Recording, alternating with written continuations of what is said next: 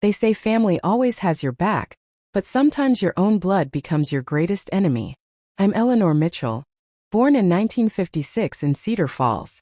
Back in 2024, at 68 years old, my own son dragged me to court claiming I had dementia and couldn't manage my affairs.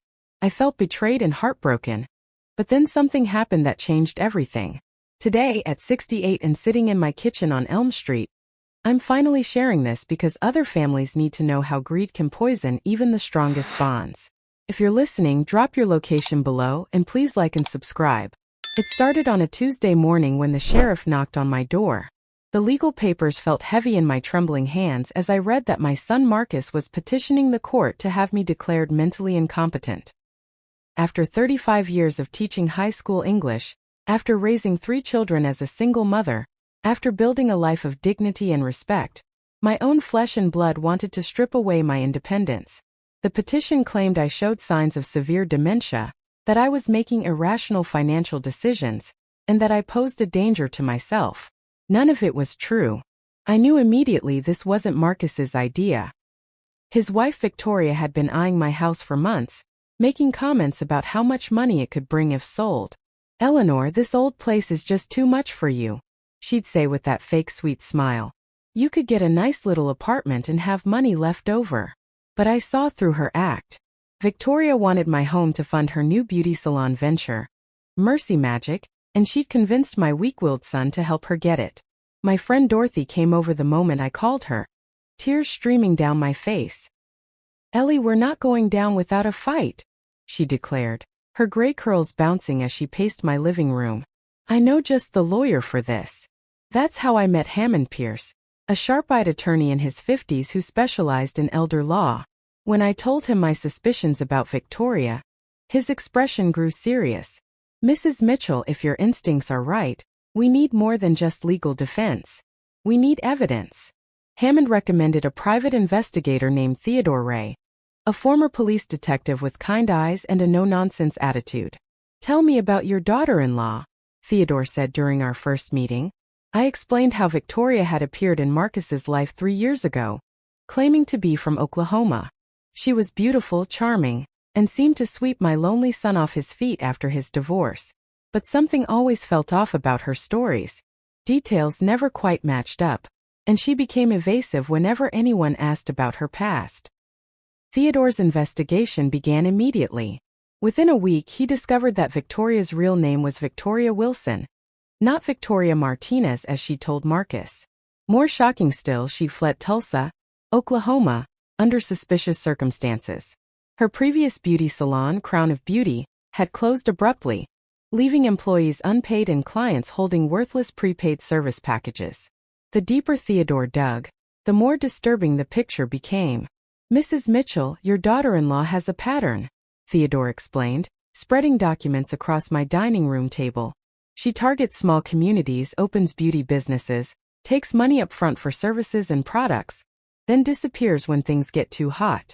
She's done this at least 3 times that I can verify." My heart sank as I realized Marcus had no idea he'd married a con artist.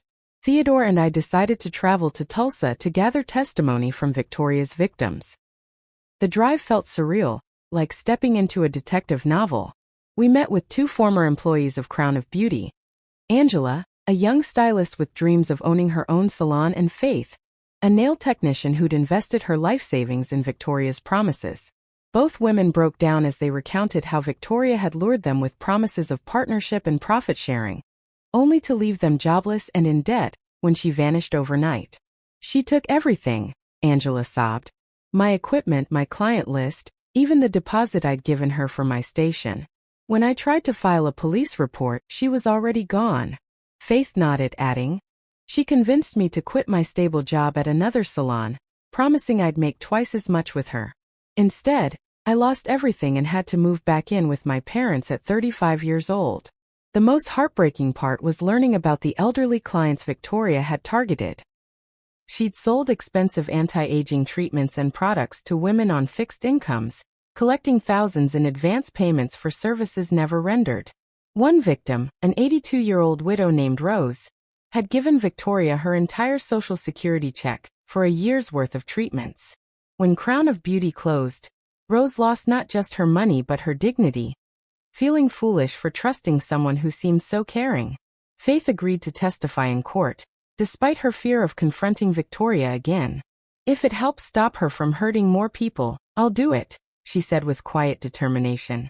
We drove back to Cedar Falls with a folder full of evidence and a witness willing to expose the truth about my son's wife. The court date arrived faster than I'd expected. Sitting in that sterile courtroom, watching Marcus avoid my eyes while Victoria whispered in his ear, I felt a mixture of rage and profound sadness. This woman had not only stolen from innocent people, but had poisoned my relationship with my son.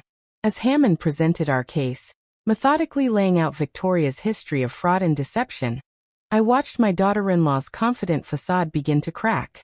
When Faith took the witness stand, the courtroom fell silent. Her voice shook as she described Victoria's elaborate schemes, but her testimony was devastating. "Victoria Wilson promised me the world," Faith said, looking directly at my daughter-in-law. "She showed me fake business plans, forged partnership agreements, and convinced me to invest my entire savings. When I couldn't make rent because she'd stolen my money, she told me it was my fault for not working hard enough." Victoria's face went white as Faith continued. "She had this whole system. She'd target women who were vulnerable single mothers, elderly ladies on fixed incomes, young girls with big dreams.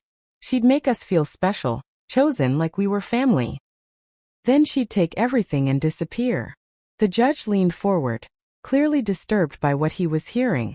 Hammond presented bank records showing how Victoria had drained the Crown of Beauty accounts just days before closing. Phone records revealed she'd been planning her escape for weeks, even booking flights to Cedar Falls while still collecting money from unsuspecting clients. The evidence was overwhelming, painting a picture of calculated fraud spanning years. Marcus looked like he'd been punched in the stomach. I watched my son's world crumble as he realized the woman he'd married was a professional con artist. When the judge asked if he wanted to continue with the competency petition, Marcus stood up slowly. "Your Honor, I withdrew the petition. My mother is perfectly capable of managing her affairs. I was wrong and I'm sorry." His voice cracked on the last word. Victoria exploded. "You're all lying," she screamed, jumping to her feet. "This is a setup. That woman," she pointed at Faith, "is just jealous because I was more successful than her pathetic little nail business." The judge banged his gavel, but Victoria wasn't finished. "And you," she whirled on me. "You bitter old woman, you couldn't stand that your son finally found happiness." "Mrs. Wilson," the judge said sternly, "you need to control yourself or I'll hold you in contempt." But Victoria was beyond reason.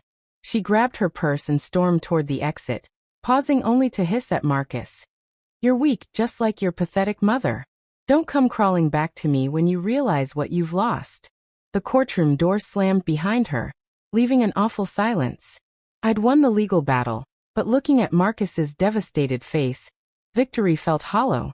My son approached me hesitantly after the proceedings ended. "Mom, I'm so sorry," he whispered. "I thought. She convinced me you were getting confused, making bad decisions. She showed me things, said things." He couldn't finish the sentence. "Marcus, she's a professional manipulator," I said gently. "This isn't your fault." But even as I spoke the words, I could see the shame and anger in his eyes. He blamed himself for being fooled. And somehow, he blamed me for exposing the truth that destroyed his marriage. Over the following weeks, Marcus grew distant. He'd call occasionally, but our conversations were strained and brief. Dorothy tried to reassure me. "Give him time, Ellie. He's processing a lot of pain right now." But I knew something fundamental had broken between us. In saving myself from Victoria's scheme, I'd lost my son's trust and love. Theodore continued investigating Victoria's past, uncovering an even more extensive network of victims. He brought me a thick folder one afternoon, his expression grim. "Eleanor, there are at least 15 other women across 4 states who've been victimized by Victoria Wilson. Some lost their life savings, others their businesses, their homes, their dreams." As I read through the testimonies and police reports, my heart broke for these women. Sarah in Phoenix had lost her grandmother's jewelry, pawned to invest in Victoria's fake cosmetics line. Jennifer in Denver had mortgaged her house to fund what she thought was a partnership in a high-end spa. Maria in Kansas City had worked for free for 6 months, believing Victoria's promises of eventual ownership shares. What can we do? I asked Theodore. These women deserve justice too. He smiled for the first time since I'd known him. We can file a class action lawsuit. With all this evidence and multiple witnesses, we might be able to recover some of their losses and prevent Victoria from victimizing anyone else. I spent the next month reaching out to Victoria's victims, creating a support network through social media and phone calls. These women had been isolated in their shame and anger, each thinking they were the only ones foolish enough to trust Victoria. Bringing them together created something powerful, a community of survivors determined to fight back. The class action lawsuit moved forward quickly. Victoria had disappeared again, but we'd frozen her assets and alerted authorities in multiple states. More importantly, we'd created a database of her methods and aliases that law enforcement could use to track her future schemes. 3 months after the court victory, I found a note from Marcus slipped under my door. Mom, Victoria left me the day after the trial. She cleaned out our joint account and disappeared. I know you tried to warn me, and I know you were just protecting yourself and others. I need time to figure out who I am without her lies filling my head. I love you, but I can't face you right now. Please understand. Reading those words, I cried harder than I had since my husband died. I'd saved my house and exposed a criminal, but I'd lost my son in the process. The victory felt Pyrrhic, tainted by the cost of family bonds that might never heal. But as I connected with more of Victoria's victims, I found an unexpected purpose. These women needed someone who understood betrayal, someone who'd fought back and won. I became their advocate, their voice, their proof that justice was possible even when it came at a personal cost. Today, I'm still fighting for victims of financial fraud, using my experience and resources to help others navigate the legal system. My house on Elm Street remains mine, but it's also become a meeting place for survivors, a headquarters for justice. Marcus and I exchange Christmas cards now, brief notes that hint at possible reconciliation someday. If you're watching this and facing family betrayal or financial fraud, know that you're not alone. Sometimes the people we trust most can hurt us deepest, but that doesn't mean we stop fighting for what's right. Drop a comment about your own experiences with family drama. Hit that like button if this story resonated with you, and subscribe for more true stories of justice and survival. Share this with anyone who needs to hear that even when victory costs everything, it's still worth fighting for the truth. Moral lesson. When trust breaks within family walls, courage builds bridges toward justice for all. If this story has touched your heart in any way, I kindly ask you to do something simple but powerful. Please take a moment to subscribe to this channel, Grandma's Tales, where true stories are shared with honesty, emotion, healing, and deep life lessons. If you believe stories like this one deserve to be heard, click the like button and share it with someone who needs it. You never know, your action could open someone's eyes or even save a life. And before you go, please leave a comment telling me where you're watching from. Your words mean a lot to me, and I'd love to know how far Grandma's voice is reaching across the world. On Grandma's Tales, every story is real, every message is true, and every listener matters. Thank you so much for being here. I appreciate you, and I love you all.